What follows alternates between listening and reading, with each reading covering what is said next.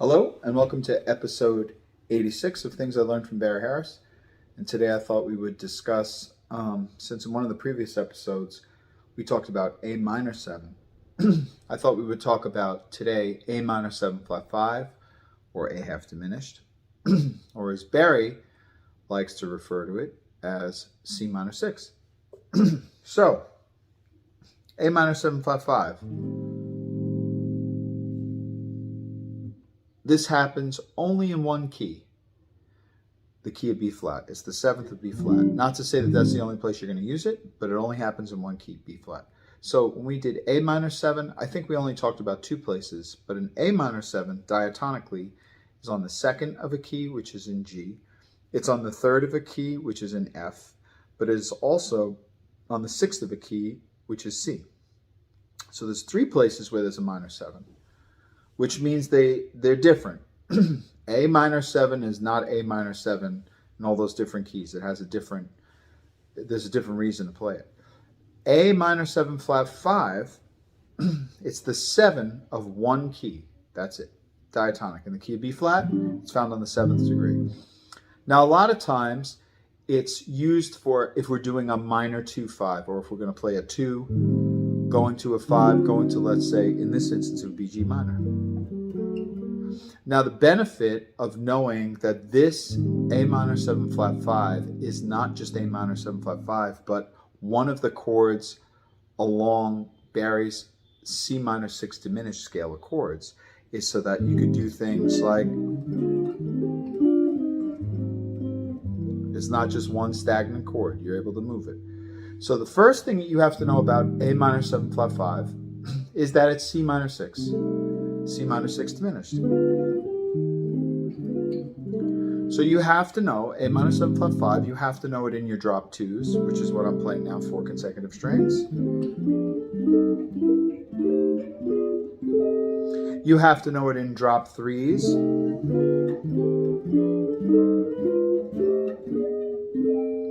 You have to know it in drop 2, drop 4. Oh, sorry, minor 6.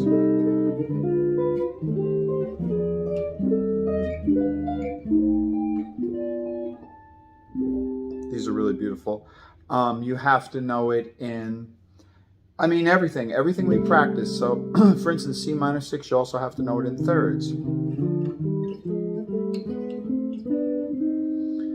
You have to know it in triads. Oh, this is a hard one. You have to know it in octave chords. You have to know it in a bunch of things. Broken drop 2 chords. So, the reason that you have to know it in all those things is because now when you see on a piece of sheet music an A minor 7 flat 5, you could say to yourself, okay, I'm immediately transposed, since I'm a Barry person, I'm immediately transposing it to one of my 4 scales of chords. And the one scale of chords that it's going to transform into is that minor 6. So that'll be C minor 6. So now let's say we're playing Autumn Leaves.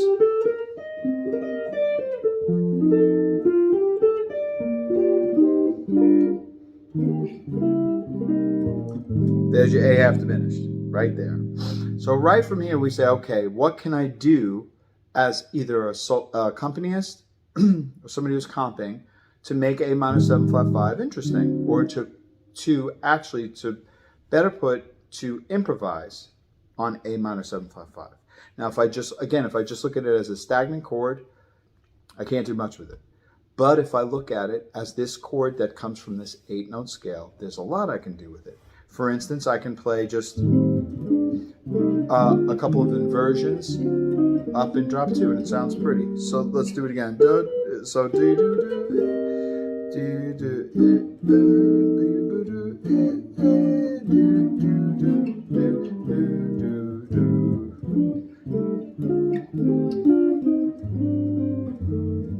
So that time I mixed up playing it in drop 2s.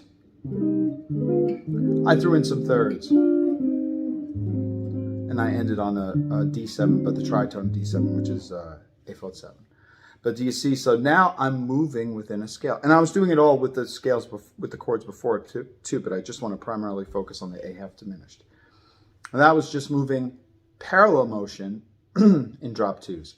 I can also do contrary motion, which is where you take one note, move it up, but at the same time you're going to move another line down, which is really beautiful. So maybe I'll do I'll try contrary motion this time.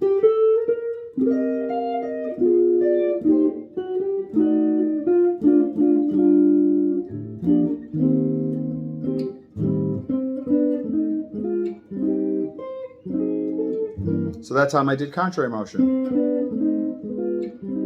That's all contrary. Totally contrary, but contrary of the C minor 6 diminished.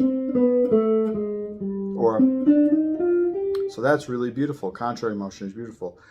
I could have also done oblique motion, which is where you keep one note still and then you move some notes around it, but you keep that same note still. So maybe we'll do this note. Okay, let's try that.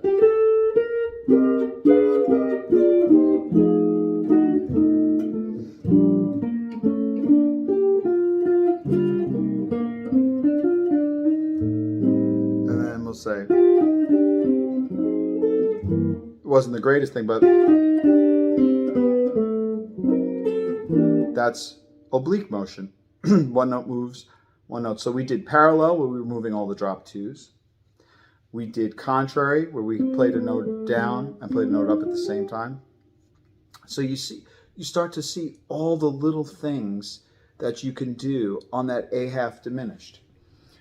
The thing is that's strange that I've been talking to people about is, I don't know why this happens, but it happens all the time. When we're soloing, if we were soloing on Autumn Leaves, that's when it's really our time to stretch out and to really try to make a statement, soloing in single notes. Which is great. But for some reason, when it comes our time to accompany somebody doing that, we end up playing our same thing the way that every single guitar player sounds. I don't know why we do this. It's very nice. There's nothing wrong with it if that's exactly what you want to hear. But what's funny is if you listen to every guitar player, you could listen to 100 guitar players, and they all seem to do that same thing. Meanwhile, they're all wonderful guitar players. Individually, they're fantastic. So why should we not be improvising and making beautiful sounds while we're accompanying somebody? If you put in some of those things like on this C minor 6 that I'm talking about, no matter who's soloing, it's not like they're going to say you're doing something bad or you're taking away from their solo. It's only going to make them sound better. So the whole idea of improvising when you're soloing, but then all of a sudden when you're not soloing, you just become this robot that just plays the same chords in the same way. It's not necessary. We could be doing much more, and we should be doing much more. And that's what Barry's 4 scales of chords gives you. It gives you total freedom.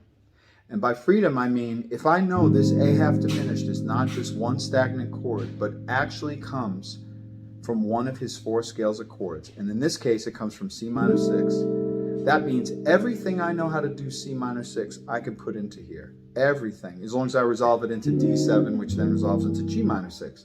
Totally fine. But the idea is still the same. So look, here's, let's say maybe I just wanted to do like a single note run. I'll do a C minor 6.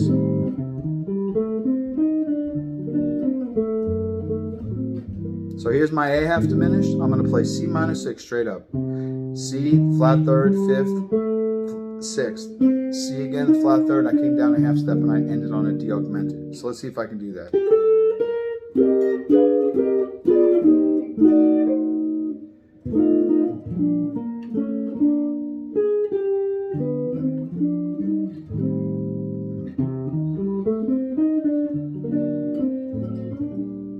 It's beautiful. Now, if you comp like that behind somebody soloing, there'd be nothing wrong with that. So now maybe let's do thirds. Maybe I'll do thirds.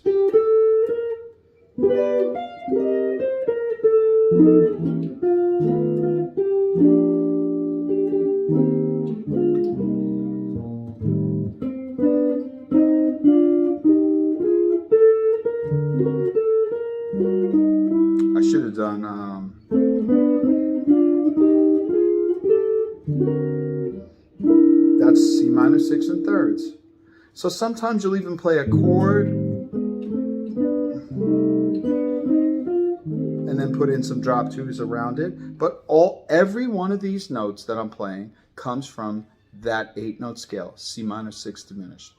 So it's limitless. There are so many fantastic things that you can do with it.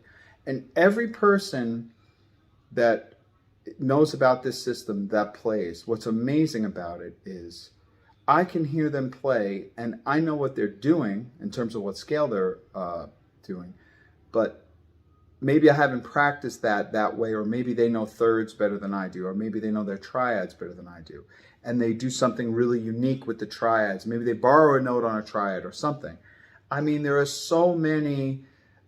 So I talk about this guitar player, Thomas Eccles, who has this wonderful channel called Labyrinth of Limitations. He showed me this thing where he took this scale and he used Barry's chromatic scale on top of it. So he took the scale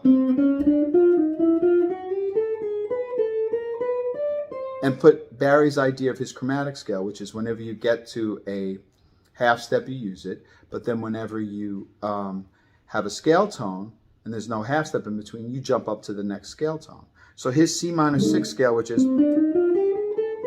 would then be this.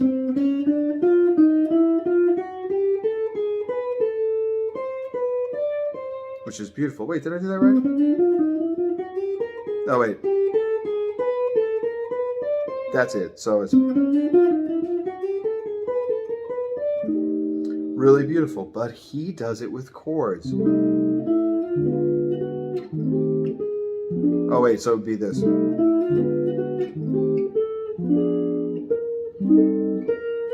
Oh. Let me do that again and not mess it up.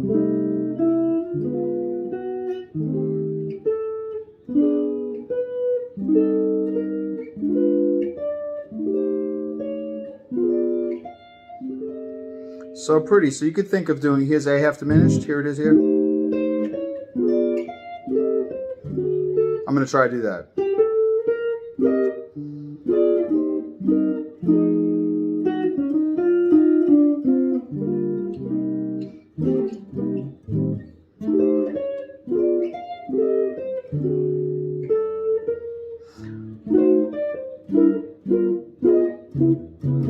I mean, you could use it. He also does it when he plays, if he does contrary motion. So he'll say,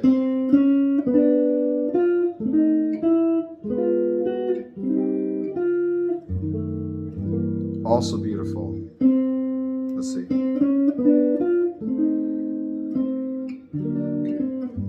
I mean, just beautiful. So anyway, the idea is he put those things together because he really believes that A half diminished really comes from C minor 6 diminished scale. So all you have to do is convert your thinking. And you know, the beautiful thing about Barry's method is every chord diatonically, you can do this with one or more of Barry's 4 scales of chords. So he has his 4 scales of chords: major 6 diminished, minor 6 diminished, dominant 7 diminished, dominant 7 flat 5 diminished. But diatonically, you only have a major, minor, minor, major, dominant, minor, minor 7 flat 5, and then major again. But you can apply one or more of Barry's scales of chords to all these things, which gives you freedom on every chord, which means every change you play, depending on how well you know the scale of chords, you can come up and improvise all these beautiful new ideas all the time, and will all sound different, every one of us. That's where the individual comes in, where a person has nice taste. I just gave a lesson where this person, he showed me something I never saw before. And that's what's going to happen. This is exactly what's going to happen. So as far as A minor 7 is beautiful, because you should think of it as C6 diminished scale. A minor 7 flat 5 is also beautiful, because you should think of it as C minor 6 diminished scale. So just keep that in mind. Anyway, until next time, have fun practicing your minor 6 scale of chords. Till next time.